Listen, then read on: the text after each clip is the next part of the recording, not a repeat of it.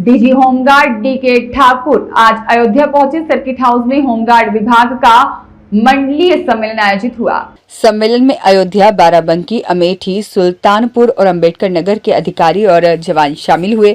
विभागीय समस्याओं, आवश्यकताओं और कार्य प्रदर्शन पर मंथन किया गया। डीके ठाकुर ने कहा कि लंबित समस्याओं का शासन स्तर पर निस्तारण कराया जाएगा। होमगार्ड जवानों की सेवानिवृत्ति के बाद ईपीएफ सुविधा की मांग प्रमुख मुद्दों में शामिल रही। जवानों का आयुष्मान भारत योजना से जोड़ने की मांग भी उठाई गई।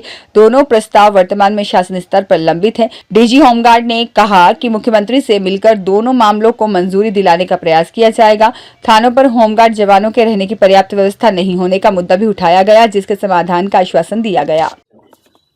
ये अयोध्या मंडल के जो 5 जनपद हैं उनके अधिकारी और जो हमारे यहाँ मंडलीय प्रशिक्षण केंद्र है उनके अधिकारी आज हमारे साथ मीटिंग शामिल थे। उसमें होमगार्ड विभाग की सारी समस्याओं, विभागीय आवश्यकताओं, विभागीय परफॉर्मेंस आदि बारे में विचार विमर्श किया गया है।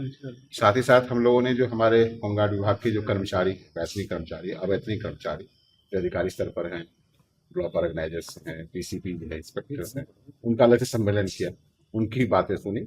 सारी समस्याओं को देखते हुए, उनकी सारी समस्याओं पर ध्यान रखते हुए मुख्यालय स्तर से, शासन स्तर से अग्रिम कार्रवाई कराई जाएगी। समस्याएं जहां तक जो हमारे अधिकारी थे जिनके हमने सम्मेलन किया, उन्होंने 2 बातें मांग रखी थी।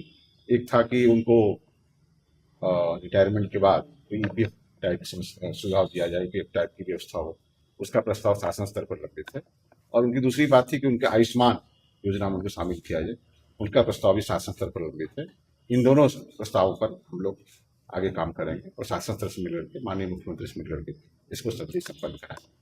सर, बड़ी समस्या देने तो कैजुअलिटी भी होगी। आपने सही बात कही। ये बात भी आज हमारे जवानों ने बताई थी। हमने उनको यही बताया और हमने अपने अधिकारियों को बताया कि देखिए, थाने हमारे 3 तरह के हैं। कुछ ऐसे थाने हैं जो कि उस थाने में जो पुलिस के स्टाफ है उनके लिए पर्याप्त नहीं है। कुछ थाने ऐसे हैं जहाँ पर कि पुलिस स्टाफ के लिए पर्याप्त है लेकिन होमगार्ड के लिए व्यवस्था नहीं हो सकती है।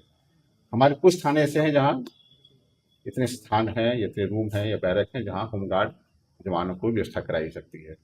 जो ऐसे स्थान है उनको हम चिन्हित कर लेंगे और वहाँ पर यदि होमगार्ड जवानों को रुकने की व्यवस्था नहीं हो रही है तो हमारे अधिकारी हैं उस पर काम करेंगे। जरूरत पड़ेगा तो मुख्य स्तर से भी। संख्या भी तो बढ़ाई है क्योंकि राम मंदिर भी बन चुका है, यहाँ चौकियों भी काफी बढ़ रही है। क्या और संख्या यहाँ पे बढ़ाई? अभी जो 41,000 भर्ती हो रहे हैं उससे जब लोग आएंगे यहाँ पर आप। ठीक है सर, थैंक यू।